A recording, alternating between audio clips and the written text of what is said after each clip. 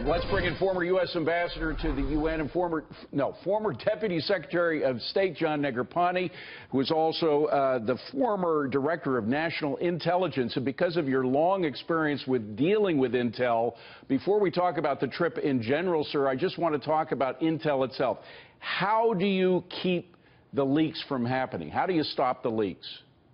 I think we got a cultural problem. I think in recent years, people have just become sloppy and a bit cavalier about this kind of information. Years back, these kinds of leaks would really be pretty much unheard of, and I think we've just got to get this back into the box. It's not only a question of investigating the source of leaks, although I think that ought to be undertaken. I think it's also a leadership issue for the different cabinet heads, the heads of the intelligence agencies, law enforcement, and so forth, to call in their leadership and say, look, we just can't tolerate this anymore. We got to respect classified information. Loose lips sink ships.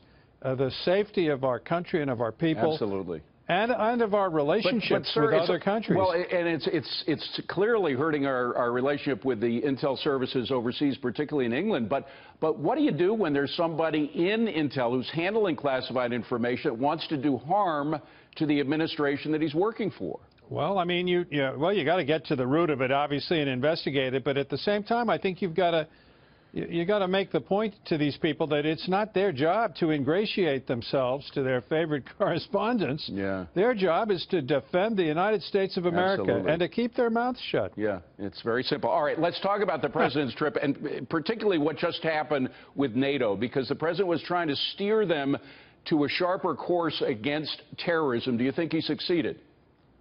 Well, I think that terrorism cooperation, I think, is pretty good, and I think some of the issues that have been identified are important, terrorist financing and so forth.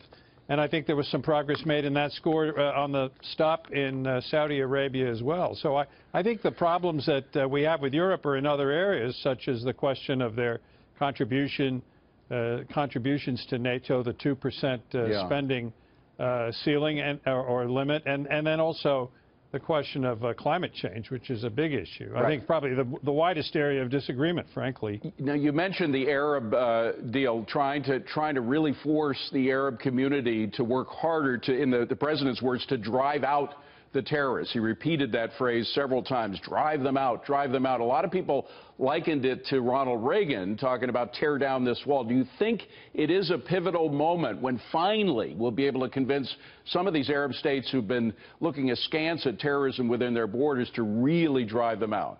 Well, as I watched that session unfold, I really did feel that I was witnessing a historic development. Here we were, 50 leaders assembled in Riyadh, Saudi Arabia, the president talking directly to the Arab and Muslim leaders and saying things in the presence of King Salman of Saudi Arabia, which I think must have given a lot of the audience the impression that Salman agreed with the message that he was delivering. You got to crack down on this stuff. I think it was a veiled reference to the fact that in the past there have been Saudi businessmen and others who have not been so careful and who have, in fact, given some financial support to these terrorist groups. So I think it was a very, very meaningful meeting. Good.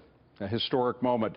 John Negroponte, the former Director of National Intelligence for the United States. Great to see you, sir. Thank you for coming in. Have a great Memorial Day. Yeah, same to you. Thank you so much.